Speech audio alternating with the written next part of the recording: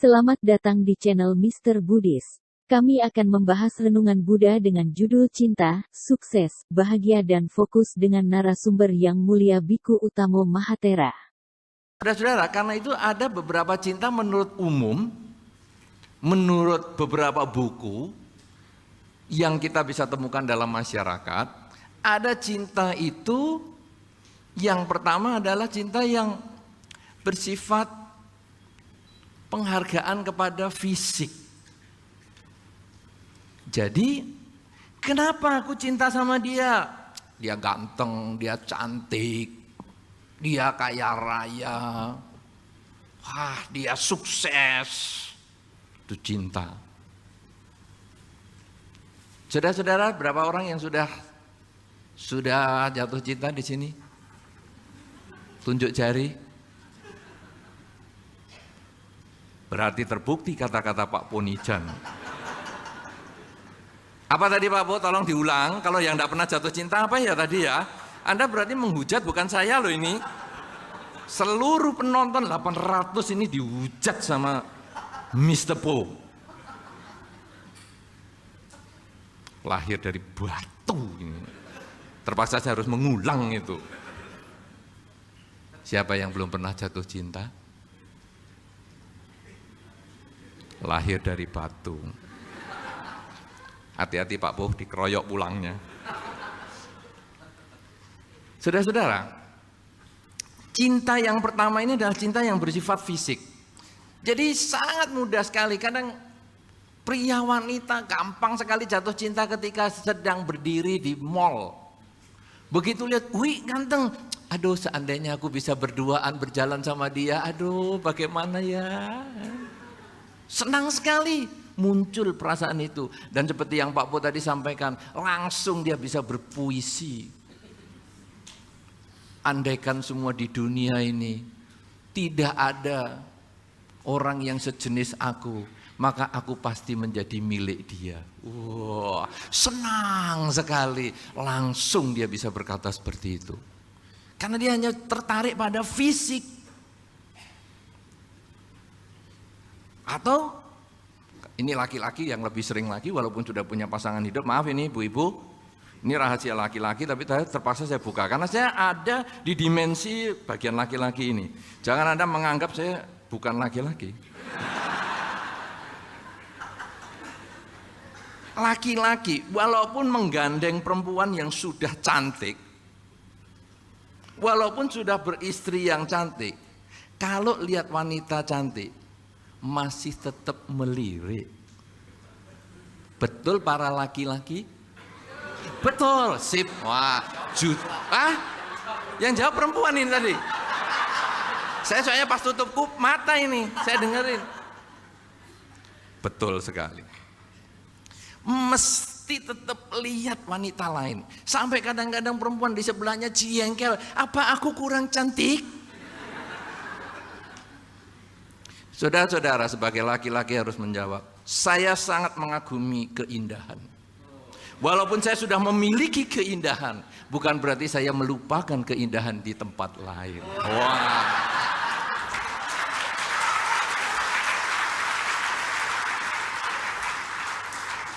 Kalau terjadi percekcokan di luar, jangan mengatakan saya penyebabnya ya. Nah kan tadi Laila Majnun katanya suruh pinjem mata. Keindahan dia kalau kamu menggunakan mataku akan ketahuan itu indahnya bagaimana.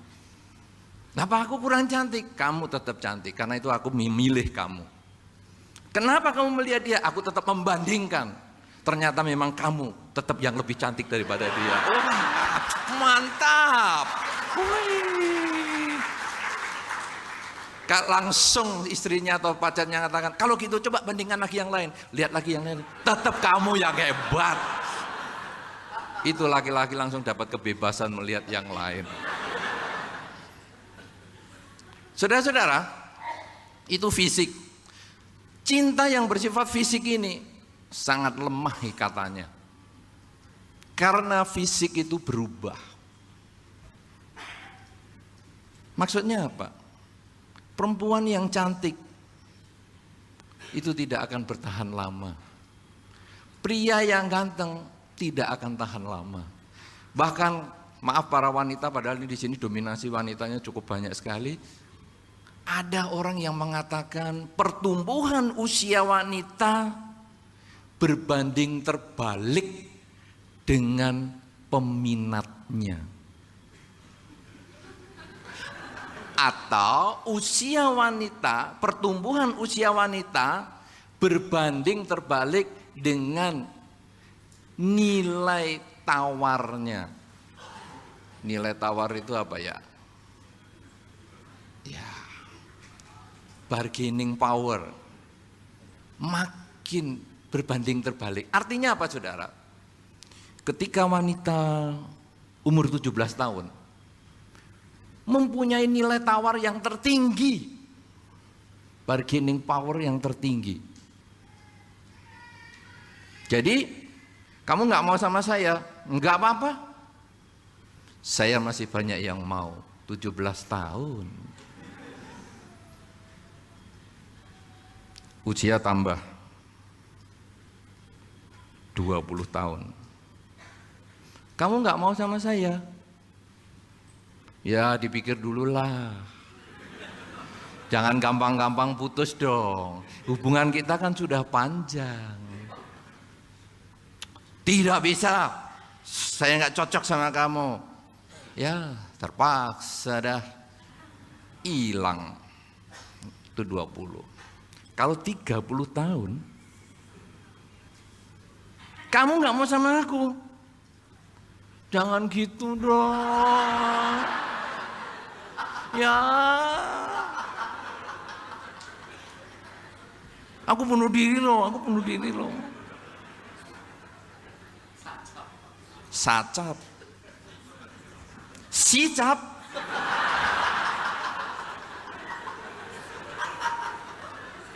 Empat 40 tahun. Maaf ya, hubungan kita tidak bisa dilanjut. Rambut bisa seperti kesetrum. Ya, habis dunia. Saudara-saudara, itu karena fisik. Mereka kadang-kadang laki-laki, ketika sudah mulai sukses, banyak orang mengatakan, laki-laki ini apa-apaan. Ketika sudah sukses, kok dia meninggalkan istrinya. Padahal istrinya ini kan yang setia ketika dia mulai belum punya apa-apa. Saudara-saudara, karena laki-laki ketika sudah sukses, itu kan usia sudah mulai bertambah. Terus dia lihat sebelahnya. Terus dia lihat orang lain. Kok beda ya? Dulu sebelahku ini waktu aku pilih hebat. Wah, oke lah semua. Tapi begitu sekarang, kok enggak oke? Kok di sebelah sana lebih oke, di tetangga, oh lebih oke lagi. Akhirnya lupa pulang ke tetangga. Kenapa begini saudara? Karena dia hanya berdasarkan fisik. Itu ikatan yang paling lemah. Karena itu saudara-saudara, Anda yang tadi tidak tunjuk jari, renungkan baik-baik. Lihat pasangan hidup Anda baik-baik. Sekarang atau nanti mau tidur atau bangun tidur terserah. Lihat baik-baik. Kenapa? Aku mau sama dia. Kenapa? Kenapa aku mau ya sama kambing satu ini? Cantik juga enggak, ganteng juga enggak. Muka kayak gini kenapa aku mau ya? Tanya baik-baik, enggak usah dijawab sekarang. Daripada terjadi percekcokan di sini yang enggak diperlukan. Ini baru ngomongin cinta nih. Belum sukses, belum ngomong bahagia ini. Sudah seheboh begini. Tanya. Kalau jawabannya aku cinta sama dia karena fisik semua, karena dia ganteng, karena dia cantik, karena dia kaya, karena apa? Sekali lagi itu adalah ikatan yang paling lemah. Begitu lihat yang lebih ganteng, begitu lihat yang lebih cantik, begitu lihat yang lebih kaya, begitu lihat yang lebih sukses, habis ikatan itu. Berapa banyak rumah tangga yang sampai hari ini menikah kemudian merenungkan, sayang ya, saya sudah punya anak-anak. Kalau belum, Kalau waktu ini bisa diputar kembali, saya nggak mau sama dia. Sayang sekarang sudah anak-anak 2. Siapa yang pernah begitu? Nggak usah tunjuk jari. Nggak usah. Tidak diperlukan pengakuan itu di sini. Cinta tahap kedua bukan karena cantik dan jelek, tapi tahap yang kedua adalah karena kebutuhan. Cinta bisa muncul karena kebutuhan.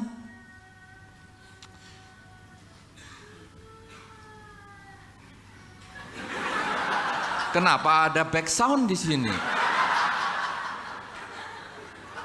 Saya sedang tidak main drama loh ini. Tidak perlu pakai back sound.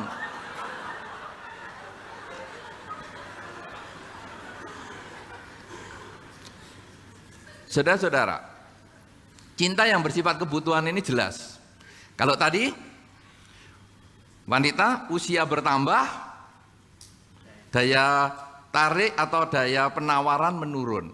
Maka akhirnya, sudahlah, aku sudah umur 30, sudahlah. Yuk kita jalan ayo sudah. Ya, kalau dalam bahasa yang kasar dulu dikatakan begini, kalau 17 siapa saya? Ini loh aku paling cantik lah apalah. Kalau sudah 20 siapa dia? Ganteng banget tuh. Tapi kalau sudah sicap, siapa saja dah. Pokoknya laku, siapa saja dah. Ngeri sekali. Ini adalah faktor kebutuhan. Laki-laki juga sama. Semakin besar perutnya, semakin tipis semakin tipis rambutnya. Saya hanya ngomong maaf loh, kenapa Anda tertawa?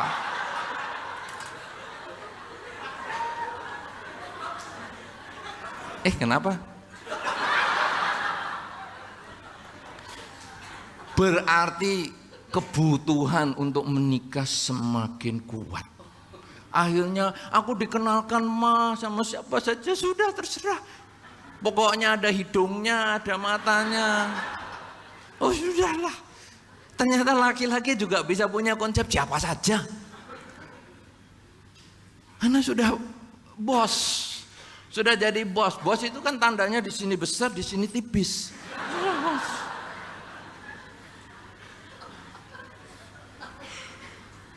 Itu hanya kebutuhan. Untuk apa? Supaya kalau ketemu dengan teman-teman akhirnya, oh sudah menikah, sudah. Apakah bahagia? Bahagia dan tidak urusan belakangan. Pokoknya sudah dulu. Menikah nomor 1, bahagia nomor 27. Itu kebutuhan. Beberapa orang tua malah mendorong kebutuhan ini. Nah, kamu itu di rumah ngabis-ngabisin makan. Kamu menikah sana, cepet-cepetan. Supaya selesai tugasnya mama. Supaya di rumah berasnya bisa hemat. Kan menikah ke? Menikah. Siapa yang menikah gara-gara digituin? Jangan tunjuk jari. Jangan sekali-kali dipermalukan atau mempermalukan diri sendiri di sini. Jangan.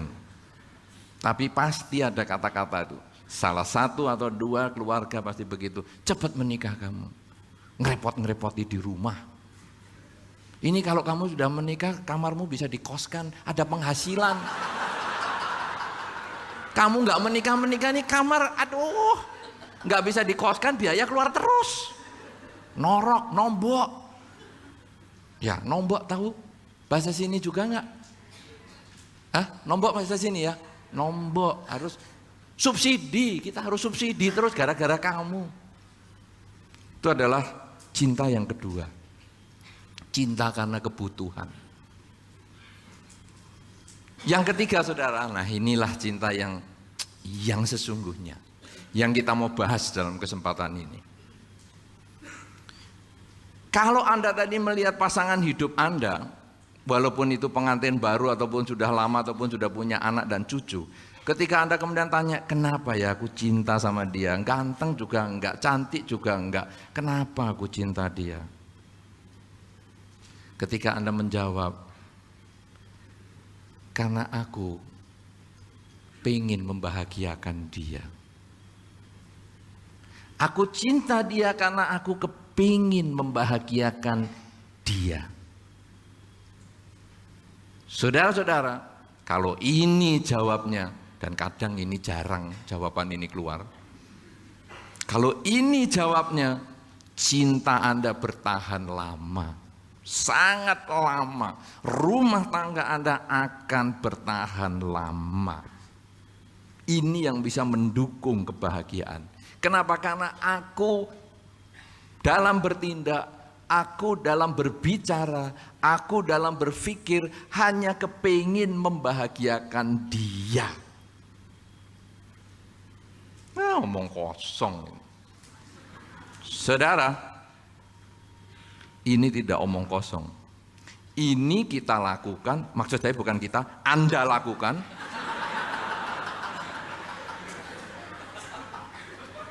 Karena kalau kita, saya terlibat. Maaf, saya nggak terlibat urusan beginian.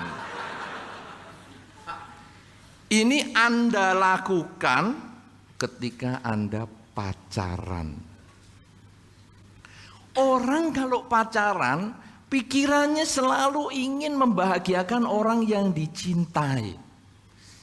Pria wanita ketika pacaran ingin membahagiakan orang yang dicintai. Pria-pria yang egois ini, pria memang termasuk egois. Ya, ini realita. Pria itu egois. Kalau pacaran menjadi orang yang sangat perhatian dengan pacarnya. Pacaran waktu naik sepeda saja, tapi sudah nggak ada hari ini naik sepeda ya. Masih ada pacaran naik sepeda. Oke, naik sepeda. Pacaran naik sepeda saja berani nawarkan tumpangan kepada cewek yang dicintai. Ayo Mi, bonceng kuku. Di Pantai Losari, makan pisang ngepek. Pisang ngepek. Sudah, langsung ceweknya bonceng. Berat sebetulnya.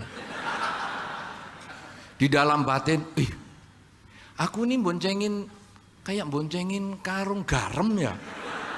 Tapi oke lah. Stabil sih, stabil. Cuman beratnya itu loh. Kok jalannya nanjak terus.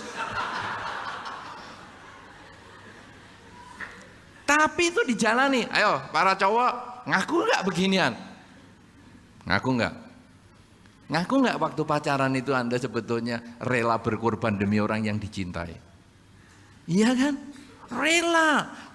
Sampai berat keliling Losari dari pojok ke pojok, ngos-ngosan, masih belum cukup nih, masih mau lihat lagi? Ya ayolah. Sampai pagi pun dituruti. Tapi kalau sudah jadi istrinya, ayo kok pisang ngepek, sana jalan sendiri punya kaki. Lupa, padahal dulu melakukan itu demi orang yang dicintai bahagia. Itu. Kemudian kalau wanita juga sama, pacarnya datang. Kalau pacarnya datang, pasti rapi-rapi. Ya, semua dirapikan, diwangi-wangiin, semua. Dah pacarnya duduk, begitu duduk, wah rasanya seperti di kebun bunga. Sampai tawon-tawon pada datang, senang sekali. Ya, wah, terus ayo kok makan, ayo kok minum, wah gitu. Makanya biasanya anak kos kalau pacaran gemuk malan. Karena biasanya ceweknya yang ngasih terus. Di sini nggak ada anak kos ya laki-laki ya? Nggak ada ya? Kalau laki-laki, kalau di suasana kuliah, pacaran begitu itu ya, itu kalau punya pacar, biasanya berat badannya malah meningkat. Sampai papanya kalau pulang kaget. Ini untuk Anda yang anak lakinya kuliah di luar kota, kalau pulang anak Anda tambah besar gendut, ada kemungkinan dia punya pacar. Karena sama pacarnya disediain terus, ayo kok es krim, dan karena merasa di kebun bunga, lupa itu semua dimakan semua. Nah saudara, kemudian menikah. Apa yang terjadi pada wanita ini? Dia sudah tidak mikir keindahan lagi. Sehingga ada seorang suami yang mengeluh kepada saya. Saya juga heran, kenapa saya dikeluhi urusan istri. Tapi ya inilah realita. Bante, saya ini merasa rugi. Loh, rugi melihara istri. Dia bahasanya itu kasar sekali. Rugi melihara istri. Istrimu ini kelinci apa ya? Kok dipelihara? Soalnya begini Bante, saya kan memelihara baik-baik loh. Ini dilanjutkan lagi, omongan kasarnya sudah saya tembak begitu, masih dilanjutin lagi. Saya akan memeliharanya dia baik-baik Bante. Makan juga saya kasih yang enak-enak Bante. Duit enggak kurang-kurang. Wih, dia mau beli tas bermerek, dia mau beli minyak wangi yang dari luar negeri. Wah, dia mau potong kuku manicure, pedicure di Australia di mana? Silakan. Tapi Bante, kecantikan dia itu hanya untuk orang lain. Apa ini maksudnya? Dia kalau pergi, semua Bante, rapi semua. Tapi begitu di rumah, saya yang memelihara, dapat jeleknya. Rollnya tuh 5 warna Bante. Depan ada bunder sendiri, panjang bunder, belakang panjang bunder, lalu kiri kanan ini kecil-kecil Bante, bunder. Jadi saya sering kaget-kaget. Ini demit apa istriku? Ini yang saya pelihara. Terus pakaiannya Bante mirip dengan itu loh Bante yang belakangnya bolong. Sundel bolong. Kuntilanak. Jadi, itu kan kalau di rumah pakai daster Bante panjang putih. Jualan, ini mukanya itu bedaknya enggak tahu apa Bante, tebel tapi warnanya aneh gitu Bante. Terus di bagian matanya ada buah-buahan, ada anggur, pepaya, mentimun, tomat, srikaya, apel, rambutan, salak, durian, kedondong.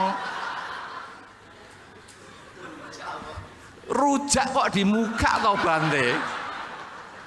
Saya tiap hari ketemu rujakan itu, terus dia berdiri menyambut saya pulang dari rumah, pulang dari kerja. Dia buka, dia memang istri yang baik Bante. Saya pulang kerja, sudah kira-kira gelap jam 6 sore Bante, dia buka pintu. Bajunya putih tadi panjang. Kemudian mukanya juga bedaknya tebel, saya enggak tahu itu namanya apa. Kemudian buah-buahan itu tadi di depan muka. Terus dia buka. Karena agak gelap saya masuk, saya lihat dia kaget. Saya kira saya masuk kuburan. Atau ada penampakan. Ternyata istriku yang aku pelihara itu loh Bante. Ayo ibu-ibu, di rumah tampil cantik atau tampil jelek? Hah? Bapak-bapak banyak yang kaget di rumah. Waktu tidur istrinya biasa-biasa. Begitu pagi melek, lah kok mukanya ada buah-buahan. Kaget itu pasti. Nah saudara-saudara, cara seperti ini kadang mengurangi cinta. Tapi kalau cinta itu artinya membahagiakan orang yang dicintai, tahap yang ketiga itu maka hidup ini akan bahagia. Rumah tangganya akan menyenangkan. Kenapa? Karena setiap kali kita berpikir demi kebahagiaan orang yang dicintai. Anda bisa karena waktu Anda pacaran Anda lakukan itu. Kenapa setelah menjadi suami istri lupa? Padahal sebetulnya suami istri itu adalah memperpanjang pacaran yang bebas resiko dan tidak takut siapapun juga. Dengan orang tua pun tidak takut walaupun kita tinggal serumah dengan dia. Itu kan pacaran. Bedanya dengan suami istri kan begitu. Kalau suami istri tidak takut didatangi Satpol PP. Iya kan? Karena KTP-nya kan satu alamat. Ini saudara. Nah, cinta yang bentuk ketiga inilah sesungguhnya cinta yang disebutkan di dalam Dharma. Bahwa dikatakan ketika kita sedang duduk, berdiri, berjalan, dan berbaring selagi tiada lelap, pancarkanlah pikiran, semoga semua makhluk berbahagia. Jadi cinta untuk membahagiakan semua pihak, termasuk orang-orang yang kita sayangi, pasangan hidup kita, anak kita, tetangga kita, orang tua kita. Itu sesungguhnya konsep di dalam Dharma adalah cinta yang seperti ini. Karena itu cinta tidak harus karena dia cantik atau ganteng. Cinta tidak harus karena dia kaya atau miskin. Tapi cinta itu muncul ketika Anda kepingin membahagiakan orang yang Anda cintai. Itu artinya cinta. Jadi sekarang kalau Anda renungkan orang di sebelah Anda atau pasangan hidup Anda. Kalau Anda kepingin membahagiakan dia, itulah cinta. Tapi kalau Anda ingin memanfaatkan dia, itulah kebutuhan. Kalau Anda hanya mengagumi keindahannya dia, itu adalah cinta fisik. Anda pilih yang mana, tidak usah ngaku sekarang. Jelas itu cinta? Jelas artinya cinta? Jelas, toh? Sekarang sukses. Sudah keringatan nih. Baru ngurus cinta satu aja, sudah keringatan. Padahal AC-nya dingin loh. Saudara-saudara, sekarang yang disebut sukses. Sukses, banyak orang mengatakan sukses itu kalau saya punya titik-titik. Jadi ini kesuksesan bersyarat. Ini yang menimbulkan stres. Beberapa anak kecil, ini ada anak kecil enggak di sini? Oh banyak ya, anak sekolah, kadang-kadang SD, belum kelas 5, kadang-kadang sudah ngomong punya pacar. Ya, ada itu anak-anak SD ngomong, Pak, Mah, biasanya ngomong sama mamanya, Mah, aku sekarang punya pacar loh Mah. Loh, kamu SD kelas 5 ngomong sudah punya pacar. Iya Mah, semua teman-teman kelasku semua punya pacar. Nah, aku kalau nggak punya pacar aku diketawain.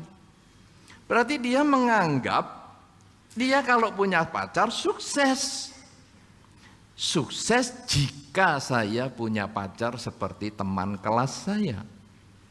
Dan ternyata watak ini berkembang di masyarakat. Saya sukses karena saya punya mobil. Saya sukses karena saya punya rumah. Saya sukses karena saya punya karir. Saya sukses karena saya punya apa? Misalnya, ya tempat inilah, itulah, pasangan hiduplah, apa saja. Itu dikatakan sukses. Sukses karena mendapat.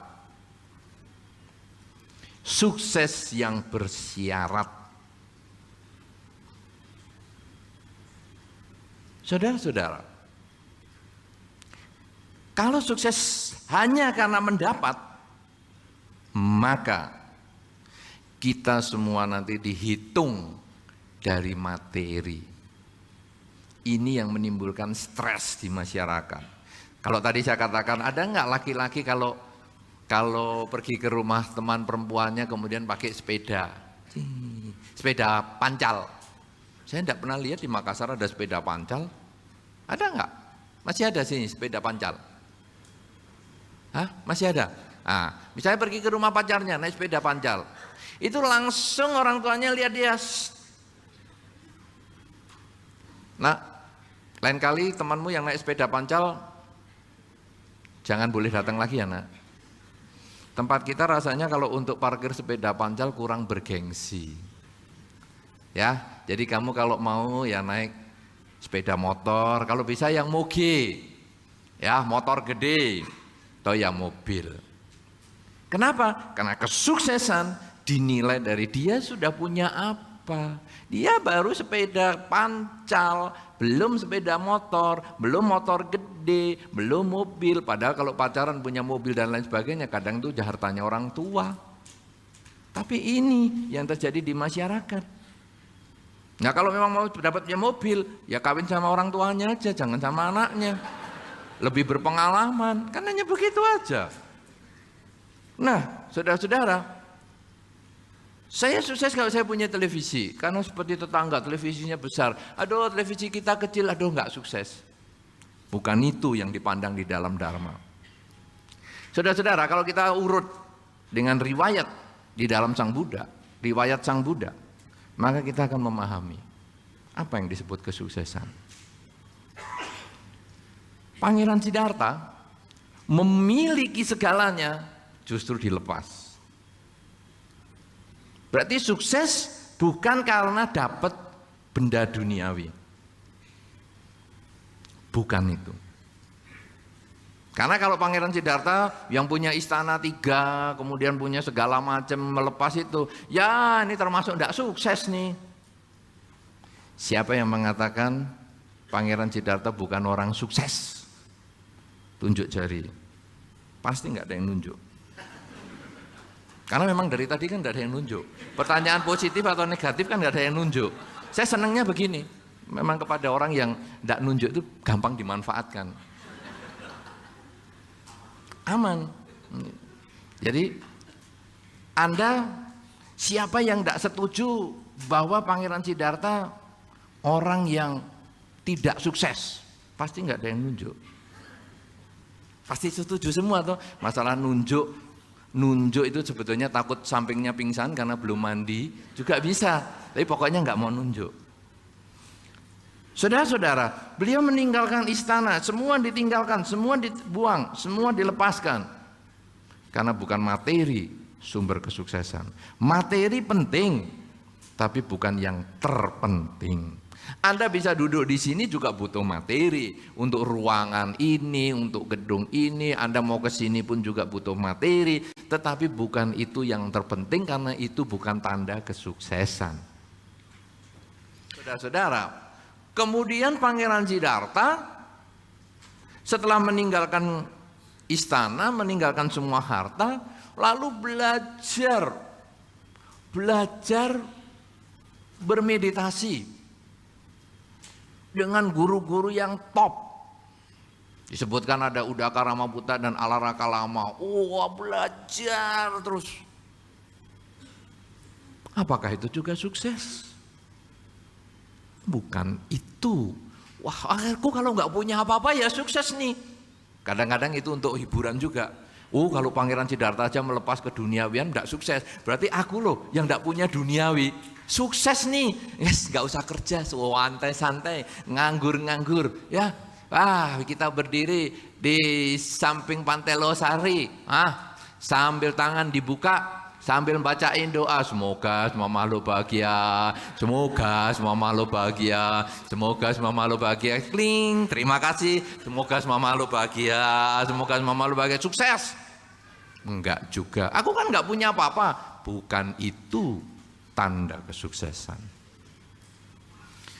Saudara-saudara, riwayat Sang Buddha ini, kalau kemudian kita lihat lebih dalam lagi, supaya kita memahami arti kesuksesan, berapa lama Pangeran Siddhartha berjuang sampai mencapai kebudaan? 8 tahun kan? Ya? 8 tahun kan? Tidak ada yang tunjuk jari. Ya kan? 8 tahun kan? Nah, ini kan gampang dimanfaatkan begini. Makanya, siapa yang setuju 6 tahun? Cuman 5, 6. Ya toh? Ada yang setuju cuma 10 orang. Sisanya 800 itu tadi kurang 10, 790, enggak setuju. Ikut sekolah minggu lagi ya.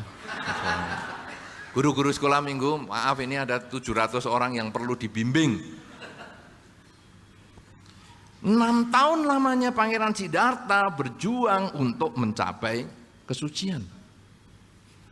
Sulit sekali belajar gagal, belajar gagal, belajar gagal, belajar gagal, belajar gagal, belajar gagal, belajar gagal, sampai akhirnya beliau hampir hilang kesadaran. Sudah kurus kering, hampir hilang kesadaran. Kemudian ada seseorang yang memberikan makanan. Lalu beliau makan dan akhirnya beliau mulai lagi berjuang dan berjuang dan berjuang, akhirnya mencapai kesucian. Kesucian adalah tujuan, target. Seseorang bisa mencapai target ketika disebut sukses adalah ketika dia berani selalu berjuang, memperjuangkan semua yang dia miliki untuk mencapai tujuan itu. Fokus pada tujuan dan siap mengorbankan apapun juga.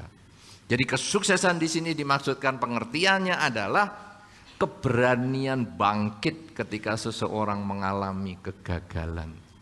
Mendapatkan materi, mendapatkan pangkat, mendapatkan cinta, mendapatkan apa saja, itu hanya hasil keberanian bangkit ketika mengalami kegagalan. Anak kecil yang belajar jalan jatuh, ketika dia mulai berani bangkit, coba lagi belajar jalan, jatuh lagi. Dia berani bangkit, coba lagi jalan, jatuh lagi. Dia bangkit lagi jalan pelan-pelan dan bisa, maka anak ini sukses. Dan bisa jalan, bisa lari, sukses. Orang yang putus cinta, stres, kemudian dia coba bangkit,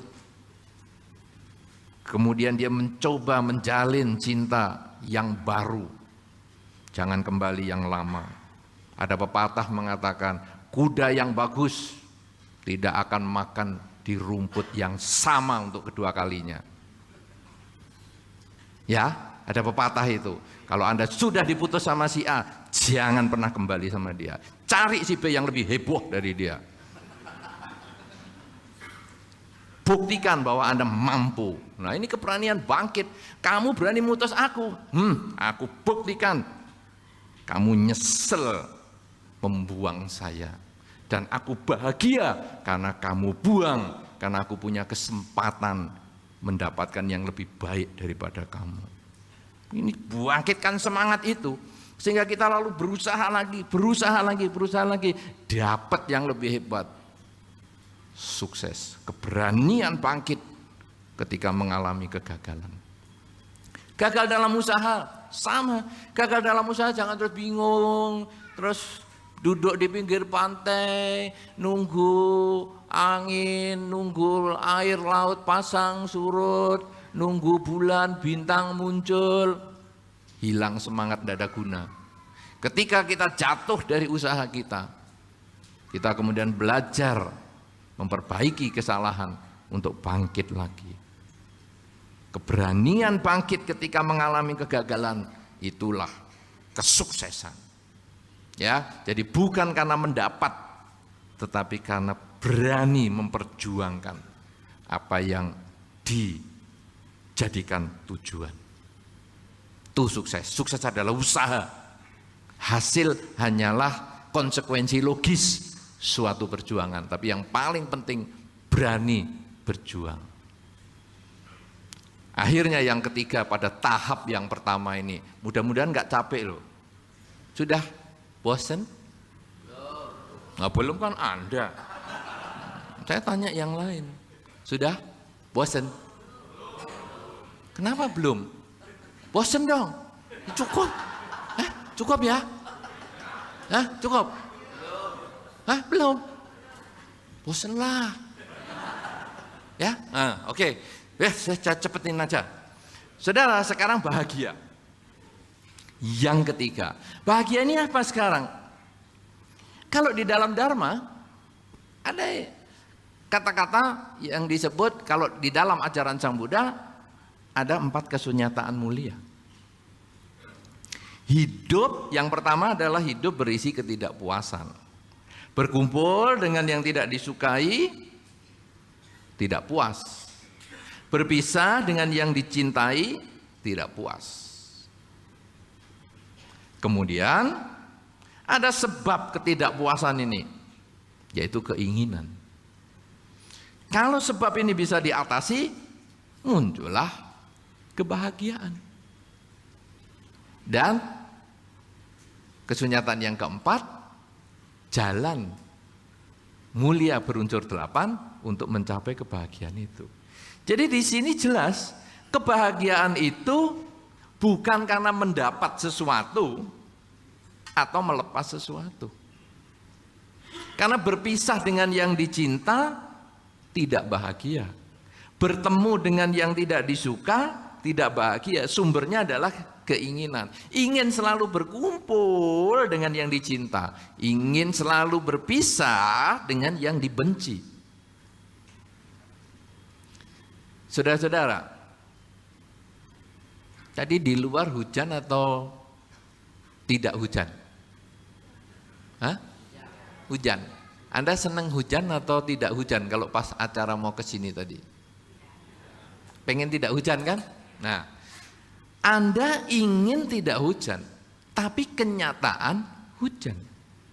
Berpisah dengan yang dicinta tidak hujan. Berkumpul dengan yang dibenci hujan. Apalagi kalau pas rambutnya dibikin tebel. Ini untungnya biku kan tipis. Kalau rambut tebel di gel di sana sini kena hujan,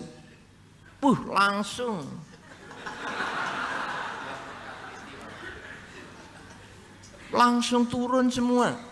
Saya pernah ketemu satu ibu-ibu, rambut sama muka lebar rambutnya. Dia punya konsep begini, maaf ini tips untuk ibu-ibu. Ini tips.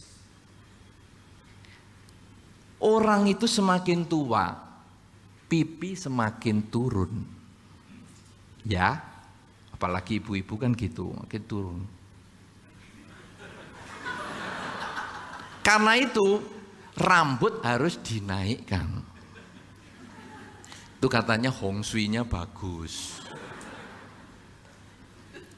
Memang saya selalu melihat kalau di luar negeri, orang yang perempuan yang setengah baya, yang rambutnya naik, pasti dari Indonesia. Sudah membuktikan ini? Sudah belum? Ya, pasti dari Indonesia.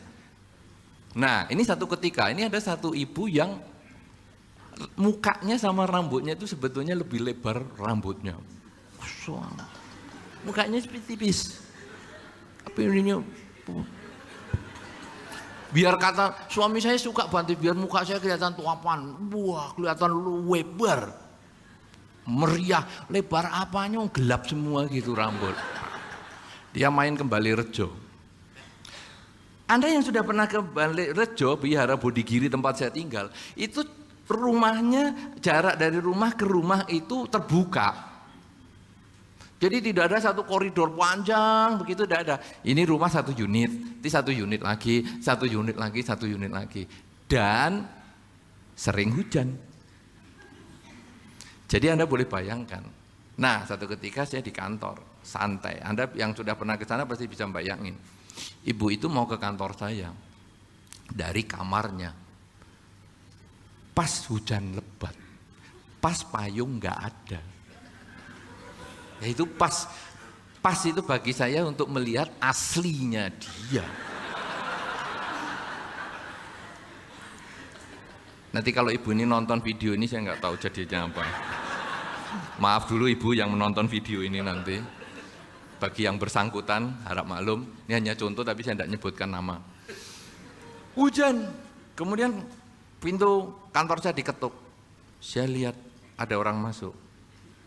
Saya nggak mengenali dia. Saya kira ada orang keramas lupa masuk kamarnya. Salah kamar, iya. Karena kan pintu Balairejo itu kan sama semua. Saya kira dia keramas mau cari hair dryer atau apa, dia dikira masuk kamar saya. Saya lihat itu sampai saya kaget. Karena mukanya kali ini ketutupan rambut itu tadi. Dan kepalanya kecil kelihatan.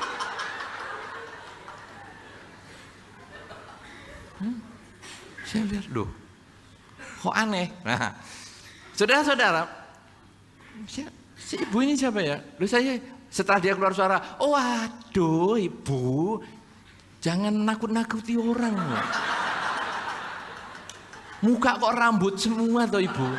Maaf Bante, ini tadi siap buru-buru. Ada yang penting Bante, tapi hujan lebat. Aduh, bertemu dengan yang tidak disukai, hujan menimbulkan stres. Berpisah dengan yang dicinta, panas terang menimbulkan stres. Apa sebab itu? Keinginan. Di dalam Dharma penyebabnya adalah kesunyatan, yang kedua yaitu keinginan.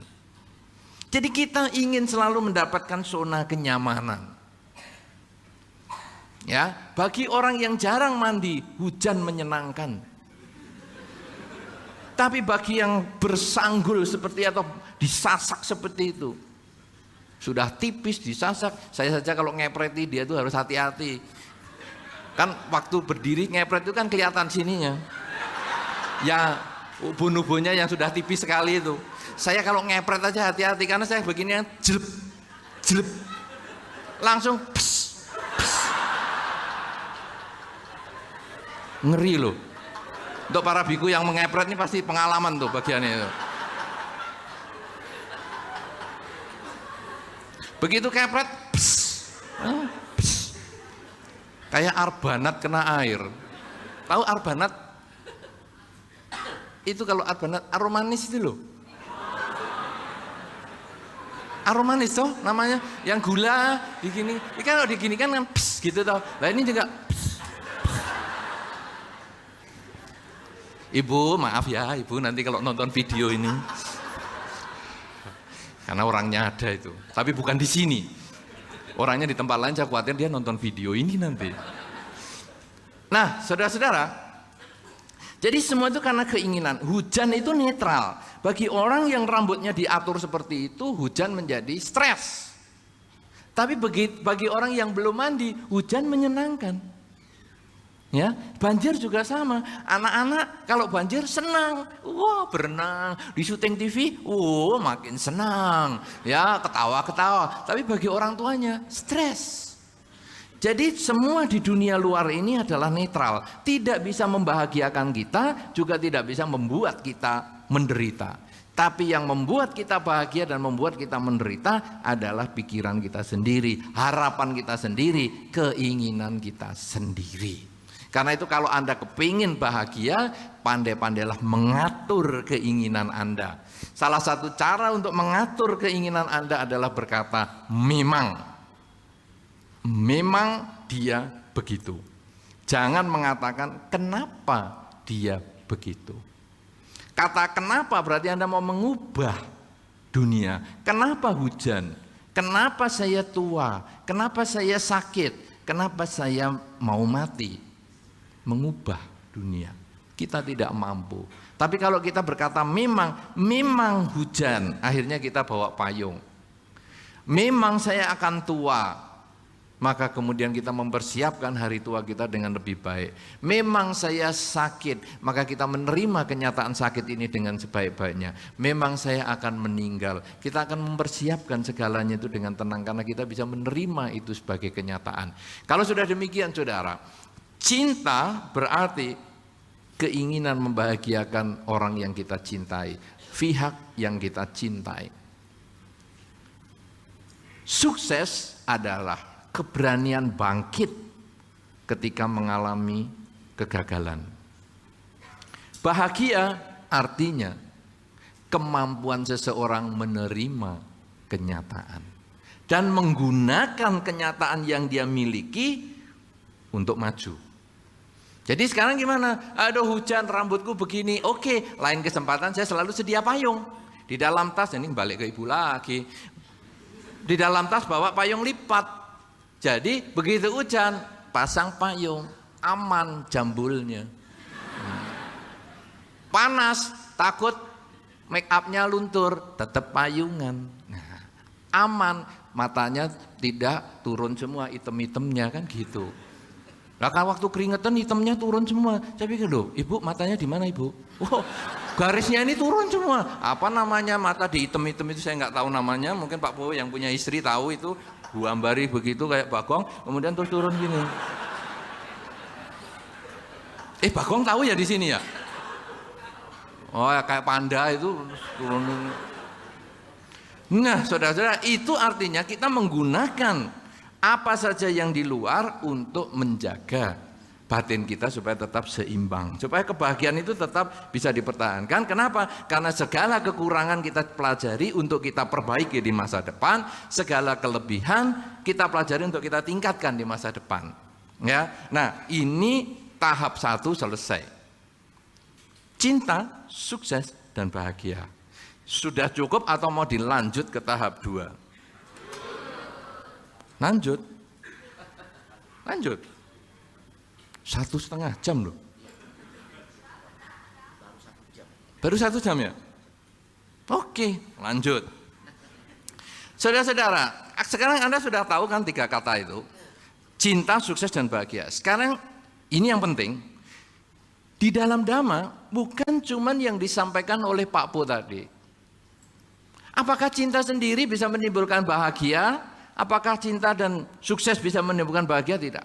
Bukan hanya itu. Di dalam Dhamma, cinta, sukses, dan bahagia ini bisa dijadikan satu rangkaian. Bahkan nanti akan masih kurang sedikit. Nanti akan saya tambahkan lagi. Karena di dalam Dhamma ini ada 4 faktor yang bisa menggunakan keempatnya ini. Ini baru 3, nanti 4 faktor ini untuk membuat kita tambah sukses, cintanya tambah bisa menyayangi semua yang kita ingin bahagiakan, dan juga bisa membuat kita lebih meningkatkan kualitas diri kita. Saudara-saudara, ini tahap yang kedua sekarang ya. Tahap 1 sudah selesai. Istilah dalam dunia politik, halaman 1-nya sudah selesai. Tapi saya cuma punya 2 halaman aja. Jadi tidak usah banyak-banyak. Nah, halaman kedua. Saudara-saudara, cinta yang artinya ingin membahagiakan mereka yang kita cintai itu sesungguhnya menjadi satu energi yang luar biasa untuk kita melakukan tindakan awal pada apa saja yang Anda ingin capai. Misalnya, Anda bekerja. Anda misalnya mau kerja apa ya? Misalnya Anda mau buka toko. Sebelum Anda buka toko, Anda harus mempunyai cinta dulu terhadap usaha yang Anda akan buka. Anda buka toko misalnya toko onderdil, spare part. Kalau Anda spare part saja nggak ngerti, berarti Anda tidak punya rasa cinta, ingin membahagiakan siapapun juga yang berhubungan dengan spare part ini. Anda sulit untuk sukses, apalagi bisa bahagia. Anda pengen buka restoran, maka Anda harus ada rasa cinta dulu dengan memasak. Jangan buka restoran, tapi Anda sendiri tidak bisa masak. Anda tergantung sama orang lain. Tukang masak. Akhirnya begitu tukang masak pulang, Anda pusing. Tapi Anda harus punya rasa cinta dulu bahwa saya dengan masakan ini saya bisa membahagiakan mereka yang datang ke restoran saya. Dengan saya mengerti tentang spare part yang lebih bagus, maka saya bisa membahagiakan mereka yang akan belanja di toko saya. Apa saja yang Anda kerjakan harus dimulai dengan rasa cinta. Membahagiakan siapapun juga dengan pekerjaan apapun yang Anda pilih. Semakin Anda kepingin orang lain membahagiakan Anda, semakin jauh keberhasilan menjadi milik Anda. Tapi semakin Anda kepingin membahagiakan dengan apa saja yang Anda kerjakan, semakin sukses dan bahagia yang bisa Anda capai. Cinta adalah usaha yang pertama yang harus Anda miliki untuk melakukan satu tindakan apapun juga.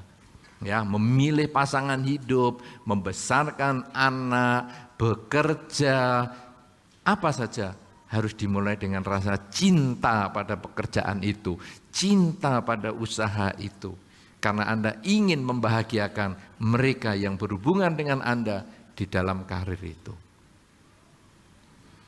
Itu cinta. Nomor 2, kesuksesan. Tadi kesuksesan saya jelaskan sebagai apa ya?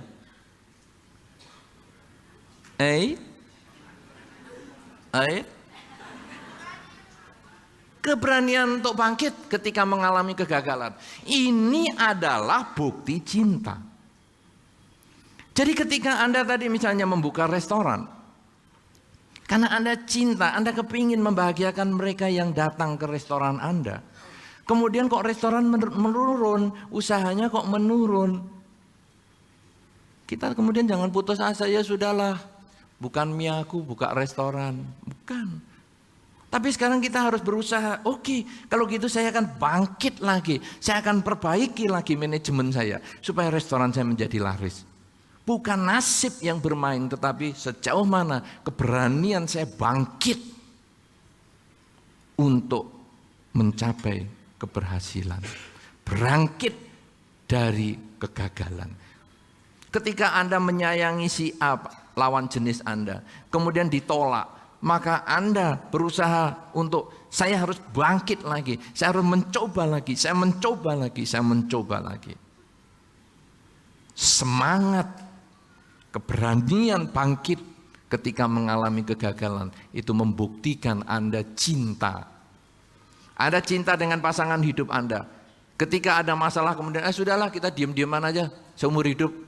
Dulu nggak kenal, sekarang juga nggak kenal, nggak ngapa-ngapa. Nggak ada cinta. Tapi ketika aku coba lagi lah, kasih kesempatan lagi. Kok gagal lagi? Dia kok tetap menjengkelkan? Nggak apa-apa, dicoba lagi. Ini namanya cinta.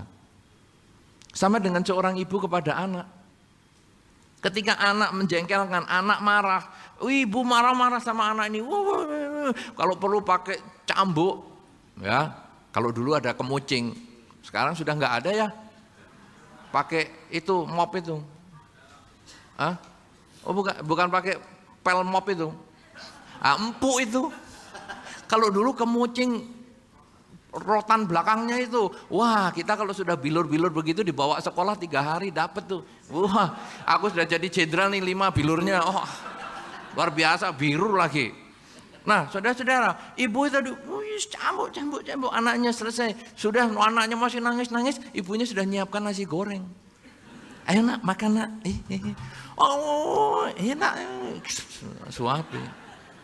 Itu cinta. Ada kemauan untuk mencoba. Tapi coba kalau bukan orang yang dicintai. Nangis, biarin nangis terus. Tidak apa-apa. Nggak akan disediakan makanan apapun juga. Itulah seorang ibu. Dia mencintai anaknya, maka dia rela memperjuangkan terus. Ketika gagal membina hubungan dengan anaknya, dia akan terus usaha lagi. Supaya dia berhasil menjaga anaknya ini menjadi anak yang baik. Mencintai apapun yang Anda kerjakan. Berani memperjuangkan dengan semangat yang tinggi. Apapun yang sudah Anda pilih dan Anda cintai. Yang ketiga yang tidak ada di tema kita, cinta, sukses, dan bahagia. Ini yang ketiga, ini tidak ada saya tambahkan karena ini sesuai dengan dharma. Yaitu ketika kita mencintai pekerjaan itu atau orang itu, kemudian kita selalu semangat untuk membahagiakan orang itu atau mengerjakan pekerjaan itu, maka muncullah yang ketiga, fokus, konsentrasi. Orang yang kalau mencintai sesuatu pekerjaan, mencintai seseorang, itu dia melakukan dengan setulus hati dan fokus. Tidak ada yang tertinggal, tidak ada yang terlupa. Anda masih ingat waktu Anda pacaran, begitu Anda telepon, hari itu kan masih telepon umum ya. Telepon umum kan waktu Anda pacaran zaman dulu toh, telepon umum belum punya HP. Halo, langsung di sana halo. Langsung kita karena penuh fokus, sakit ya kamu. Kok suaramu rasanya nggak selincah biasanya? Itu fokus. Betul? Ada perasaan itu? Anda bisa memahami itu? Betul? Tapi kalau sudah suami istri? Halo, halo, halo. Sakit lagi ya? Kapan sih kamu sehat?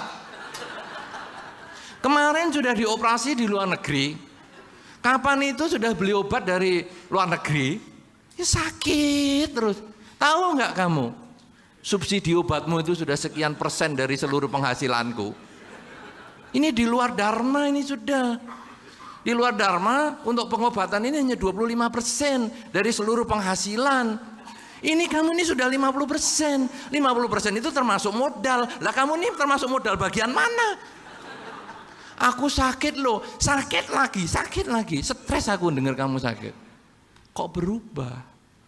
Padahal kalau cinta ada kemauan untuk terus bersemangat dan fokus terus. Jadi ini fokusnya juga dipertahankan. Ini seorang ibu, nah ini kembali lagi contoh ke orang ibu. Ibu itu kalau kepada anaknya dia fokus karena dia cinta. Jadi anaknya baru nggak suka makan atau diem di meja makan aja sudah langsung ngomong, nak kamu nggak sehat ya nak. Langsung dipegang jidatnya, iya panas loh nak kamu. Nah. Jadi terus mau tak obatkan apa? Ayo tak antar ke dokter. Itu fokus. Seorang ibu memperhatikan anaknya dengan fokus. Bagian ini bapak memang kurang. Bapak ini kadang saya sudah survei kecil-kecilan kepada bapak-bapak. Saya tanya, Pak, kamu ingat nggak hari perkawinanmu? Tanggal berapa, bulan berapa, tahun berapa? Nggak inget loh Bante. Jangan tanya di depan istriku loh Bante.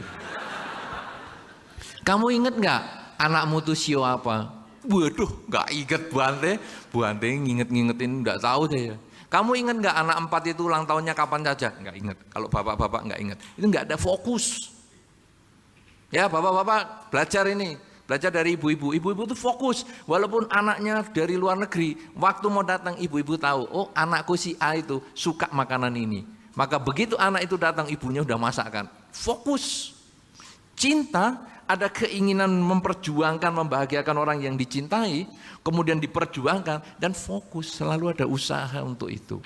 Terpusat pikirannya. Ini luar biasa. Ibu-ibu begitu atau enggak?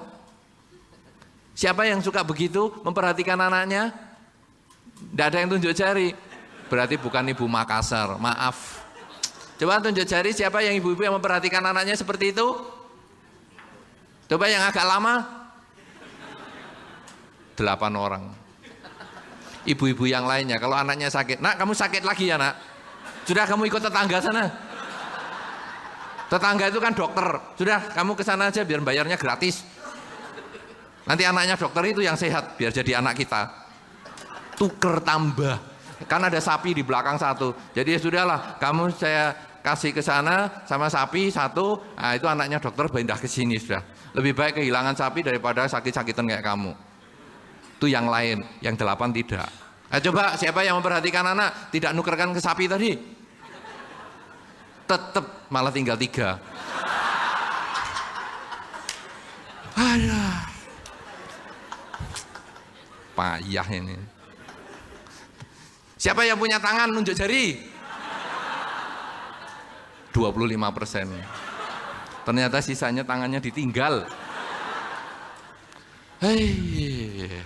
Saudara, Anda itu kesini tuh mau tunjuk tangan, apa mau duduk atau mau daripada hari Minggu santai-santai di rumah lebih baik kesini tuh gimana? Ya, nah, tapi kan tugas saya ingin membahagiakan Anda, ya. Nah, jadi saya tetap fokus, biarin aja. Nah, Anda enggak tunjuk jari, ya sudah. Padahal banyak loh orang mau tunjuk jari saja sampai angkat tangan begini, jatuh lagi. Anda kepingin mau begitu? Hah? Mau kepingin? Mau tunjuk jari saja pakai diangkat, jatuh lagi. Mau diangkat jari, diangkat, jatuh lagi. Mau kepingin? Siapa yang nggak kepingin? Tunjuk jari. Wah, bagus, tepuk tangan. Wih, akhirnya punya tangan semua. Kalau nggak disumpahin sedikit, apa harus diancam toh Anda itu? Hei. Nah, saudara-saudara, sudah 3 nih, mau 4 nih. Ya, jadi yang pertama Anda harus punya rasa cinta untuk memilih sesuatu pekerjaan, termasuk pasangan hidup, merawat anak dan lain sebagainya. Ada rasa cinta itu. Kemudian kalau sudah ada cinta maka muncul semangat. Ya, semangat selalu ingin membahagiakan yang dicintai, atau kalau pekerjaan Anda ingin dengan sarana pekerjaan ini Anda membahagiakan siapapun yang berhubungan dengan pekerjaan Anda. Kemudian yang ketiga adalah fokus pada pekerjaan itu, ya, sehingga tidak baru kerja mikir yang sana yang sini. Contohnya adalah seperti ibu yang fokus dengan anaknya, sehingga anak ada berubah sedikit saja, ada rasa tidak sehat atau apa, anak belum ngomong apa-apa, dia sudah bisa mengetahui kekurangan atau kesakitan anak ataupun penderitaan yang anak alami. Nah, yang keempat saudara adalah berbicara tentang kebahagiaan tadi. Bahwa kalau tadi saya katakan, kebahagiaan adalah kemampuan seseorang menerima kenyataan. Kemudian menggunakan kenyataan itu dicari sebabnya. Kenyataan yang positif, cari sebab untuk dikembangkan di masa depan. Kenyataan yang negatif, cari sebab untuk dikurangi kalau bisa dihindari di masa depan. Nah, ini adalah metode evaluasi. Ya, evaluasi ini untuk meningkatkan kebahagiaan kita lagi. Kalau kita belum bisa menerima kenyataan, ya usahaku gagal nih, usahaku rugi nih. Sebelum kita bisa menerima itu, tidak bisa diperbaiki. Tapi begitu, ya usahaku kok rugi ya. Oke, saya cari sebab. Kenapa usahaku rugi? Oh, saya kurang cepat mendapatkan informasi bahwa barang ini akan turun, saya harus lepaskan. Barang ini akan naik, saya simpan. Saya kurang informasi. Kalau begitu, saya akan memperbaiki hubungan saya supaya saya bisa mendapatkan informasi yang lebih akurat sehingga nilai penjualan semakin meningkat. Kenapa saya rugi? Karena saya membeli barang lebih tinggi dari pasaran. Kalau gitu, sekarang saya akan belajar dari orang-orang di mana sih beli barang ini supaya saya bisa mendapat barang yang lebih bagus. Demikian pula kalau untung, wah kok saya bisa untung? Apa sebab bisa untung? Ternyata barangku bagus. Kalau begitu, aku akan terus pertahankan membeli barang di tempat itu atau mencari informasi barang yang lebih bagus sehingga bisa ditingkatkan keberhasilan itu di masa depan. Nah, oleh karena itu saudara-saudara, 3 kata yang menjadi tema kita, 3 kata kunci yang menjadi tema kita, yaitu cinta, sukses, dan bahagia, sudah dijelaskan masing-masing. Ya, cinta, keinginan membahagiakan mereka yang kita cintai, sukses, keberanian bangkit ketika mengalami kegagalan, bahagia, kemampuan menerima kenyataan sebagaimana adanya. Nah, kemudian bagaimana menggunakan cinta, sukses, dan bahagia ini di dalam kehidupan sehari-hari untuk meningkatkan kecintaan kita, yaitu membahagiakan pihak lain tanpa putus asa, tanpa patah semangat, dan bisa semakin meningkatkan kebahagiaan, yaitu dengan 4 hal. Yang sesungguhnya ini ada di dalam kitab Wibangga yang merupakan salah satu dari bagian Tipitaka atau Sutta Pitaka, bahwa yang pertama kita harus bangkitkan cinta itu.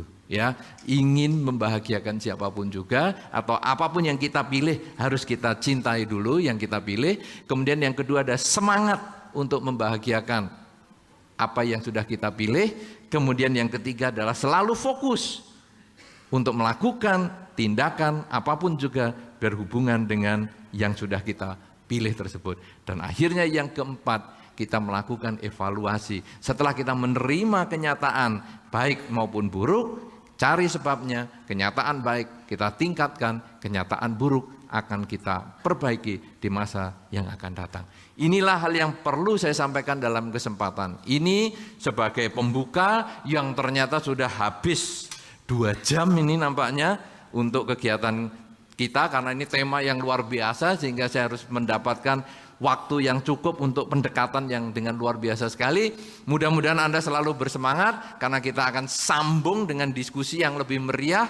Mudah-mudahan juga apa yang tadi disampaikan oleh keynote speaker kita, yaitu Bapak Poni Janliao, bisa terjawab bahwa ternyata bukan cuma cinta yang bisa menimbulkan kebahagiaan. Bukan cuman sukses yang bisa menimbulkan kebahagiaan. Bukan cinta dan sukses saja yang bisa menimbulkan kebahagiaan. Ternyata harus semua itu digabung. Ada cinta, ada sukses, ada fokus, ada kebahagiaan. Baru itu semua yang akan menghasilkan hasil yang paling maksimal, semaksimal mungkin yang kita bisa capai di dalam kehidupan kita bermasyarakat maupun di dalam kehidupan berumah tangga. Semoga Anda semua berbahagia, semoga semua makhluk berbahagia. Terima kasih. Sabe Sata Bavantu Suhitata. Semoga semua makhluk berbahagia. Sadu sadu sadu. Terima kasih sudah menonton video ini. Semoga bermanfaat. Mohon like, share dan subscribe video ini, supaya Anda dapat mengikuti video kami selanjutnya.